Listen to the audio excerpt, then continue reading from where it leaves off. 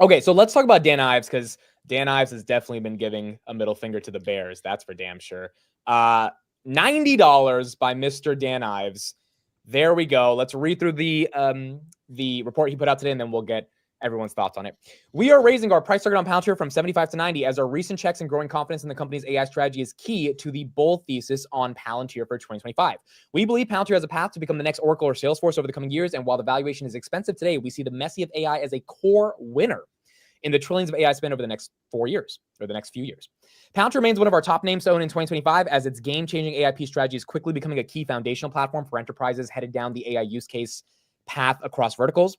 New and existing customers across the commercial and federal landscape are waiting in line to sign up for the multiple aspects of the Palantir tech stack as the company introduces new valuable use cases to customers, with more organizations seeking to drive efficiencies on the backs of AI, with Palantir leading the charge. We believe the street is underestimating the $1 billion plus of revenue stream that Palantir's AIP US commercial business can evolve into over the next few years, and the technology competitive moat that Karp and company have built. We maintain our outperform. Dom, let's start with you. Does it make sense? $90? Yeah, I mean, we were just talking about this earlier before we were on air. Is just sentiment drives the market. At least for the past 3 to 4 years, we've seen that. As long as earnings are, and if you're saying 90 within the next 12 months, yes, most definitely that, 90 tomorrow, that depends on how earnings are, right? But I think everyone here is long-term investors on the channel, in the chat. I know we are. So yeah, I definitely think that's very feasible. And the sentiment on AI in general is this is going to change the world, how we live in it. And we're seeing it move very, very fast. And what people are forgetting is everyone keeps talking about all these LLMs, but at the end of the day, you got to be able to get value out of the actual LLMs and actually secure them and have guardrails and all of the things that Palantir does. There's not anyone else that does it like Palantir. Amir, does 90 make sense to you? No, it doesn't make sense to me. And I think it's funny. We read that note, and each price target that he has had up until now, obviously he's been correct. The stock price has surged to his price targets, but the reasoning behind the price target is it's just nonsense. It's the same as when he issued his $25 price target. He could have just copy pasted the same things. It's not like he's seeing something new. It's just copy pasted over and over. Maybe he has a better pulse on the business and the sentiment. I mean, the guy's been traveling all around the world. He's very well connected. For sure. He is for sure proven that he actually understands the business. He talks to clients often. He understands their sales process, the value proposition. There's no doubt about that. But I still think that it implies, I just did some quick calculations, obviously Dan Ives, he's not basing it on fair intrinsic value. He's pricing the stock. So it's two completely different things. When you say, well, that's fair. That's fair. Yeah. So when he says, well, the price target is this, it doesn't mean that the business is necessarily worth that, but it's just a fun exercise to do. So for Palantir to actually be worth $90, they would have to grow at 41% CAGR up until 2034. That means $100 billion of revenue in 2034, and that's at that 35% free cash flow to the firm margins. Obviously, that can happen. That can be plausible, but I can't tell a story where Palantir grows at 41% every year for the next 10 years. For me, that's hard. It could be because I don't understand the business enough, but obviously he's being correct every time. The only thing I would criticize Dan Ives for is we don't get a clear, he doesn't explain to us properly why it's $90. As I mentioned, he just copy-paste the same reasons. He used to issue we are basing this price target on forward multiples on the revenue. For our bull case, he would say on a base of $5 billion in 2027, we applied this multiple, and that's how we got the price target. But if you recall, previous Palantir weeklies, if you actually apply that multiple, you get something like a $28 price target. So the math was off. The reasoning, it doesn't really give us much. but then again, he's been correct every time, he and Mariana. So I can't really give the guy flack. But for me, someone that has a kind of different approach to investing, for me to really put some weight behind the price target, I would like to see something like more reasoning and explanation behind it. Yeah, I think it's fair. I do think $90 obviously is aggressive, and it would imply from here another basically 25 billion to 30 billion in market cap. And so you got to ask yourselves, we're already at 185 billion. How do we get above 200 billion? Like, what would it take for that to happen? So here's the question. I guess you got to look at the timeline. Are we saying that you think it's too stretched to get there in 12 months from now? No, so that's exactly my point. The segue is, do we think that he knows Q4 is not only going to crush, but guidance for 2025 is going to be so expansive that even if $90 would be expensive with like 40-50% growth, where that's debatable, there would be so much energy and excitement on a NVIDIA type of guidance that's why he's upgrading to 90. Do we think that's what's happening right here? I mean, that would be insider knowledge at that point. If you have not insider knowledge, but more so he's talked to so many customers that he knows they are. I mean, that would make sense as far as like what could get it there soon. I like you think like what could get Wall Street to just kind of brush the SARS off to the side would be something like guidance that's just out of this world. Right. The only problem with guidance is if you have out of this world guidance, they're gonna baptize you with fire if you don't hit that guidance come the next quarter, and we've seen that before. So yeah, and let's be clear, even Dan Ives, he actually puts out projections in his Wedbush Securities notes.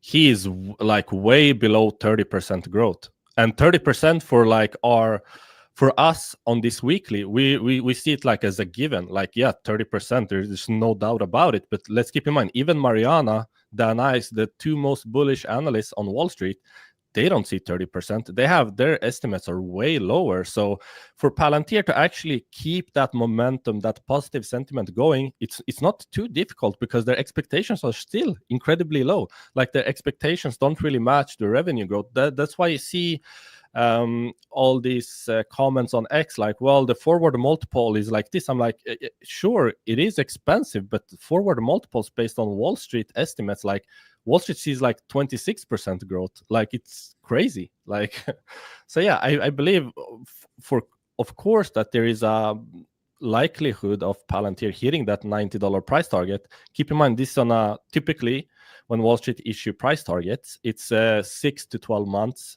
Usually, I think Dan Ives has 12 months. So yeah, of course, $90 makes sense from that perspective. It has positive momentum.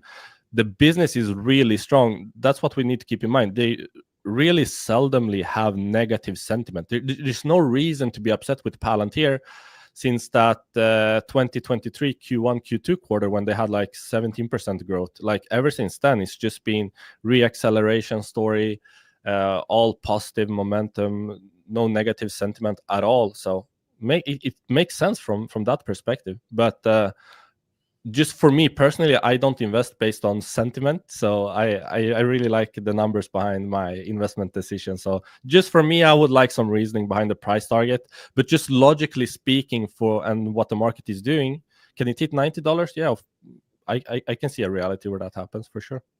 Yeah, and I can appreciate, your methodology of investing. I would too, when you're more numbers focused and valuation focused. Hey, how did you get to that number? Would like to really just understand the math there, especially if it's in a short time frame. One of the questions I pose to you two is, there are companies out there that never have actually really met the expectation of the valuation, but yet they keep soaring and soaring and soaring. So the valuation is always a 30 or 40 PE, higher price to sales. I mean, there's something to be said if a company continues to reinvent itself and keep innovating, that the market will support it, because it's really hard to price in valuation when you talk about innovation and change. So do we think that, Palantir's not done reinventing themselves, and not to say that they can't come out with new products or new things that drive additional revenue streams?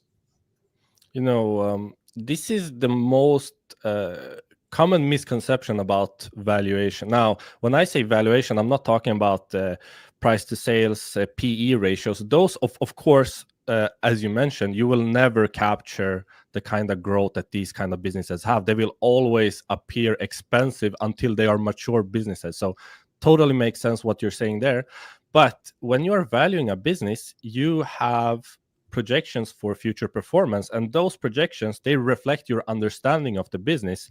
For example, Tesla right now, if I am expecting humanoid robots to be this grand new opportunity in the markets that's going to bring in trillions, I can actually model that in. So the valuation is a reflection of your understanding of the business. That's why when I hear people say you will never buy Tesla, you will never buy Palantir, you will never buy Amazon, if you're valuing businesses, I just think that's false, because I have been able to buy all three of them like under fair value. So I don't agree with that. But for people that are staring themselves blind on PEs and price to sales, yeah, you will never be able to buy something like a Palantir. And of course, I don't believe Palantir is stagnant. A valuation is never stagnant. You always need to keep revaluing the business whenever you're given a reason to. Whenever we find out something more about Palantir, for example, when AIP came out, when boot camps came out, like it changed everything. Like you have to redo everything to get a proper representation of the story. Like people think like a DCF is a valuation. It's not. It's just a method of like reflecting the narrative and tell the story. So yeah, I believe that we will probably revisit Palantir's valuation a lot, revise the numbers as it grows. It's still a very early story, so makes sense what you're saying. To your point, I guess what I was getting with it, the question was, and then I want to hear Amit's answer on this too, is I'm more of a qualitative investor, and like when I'm investing, I'm thinking about the people I'm investing in. Like you talk about thesis breakers. Elon leaves Tesla. That's a thesis. That's a thesis breaker for me to not have as much in Tesla as I have. Karp leaving. That's a thesis breaker for me to not have as much as I have. Right. Same with Jensen. Like the culture that they have built in these companies, and the innovation and the changing as our technology and our society changes. They've shown they can pivot really quick. Like I was thinking about it just yesterday, like when he said in 2021, and we were like trying to like understand it, like he was like, we're working on stuff that you guys won't even know you need 5 years from now. And we were laughing like, okay, bro is pretty arrogant. Like I get it. I mean, that's pretty big stuff to just say there to Wall Street and to customers and everyone else. But it is 2000% exactly what happened. Exactly what happened. So, and I don't think he's done yet. I think that he has more aces of spades up his sleeve. Yeah, remember the Davos interview with the CNBC? I believe it was at Davos. They're like, well, analysts are saying this about your business. What do you have to say to them? He's like, I don't care what they say. I know what they will be saying in 2 years. Lo and behold, 2 years later, almost on the dot, everyone wants Palantir. So they even had a booth. They had like a giant booth at Davos this year.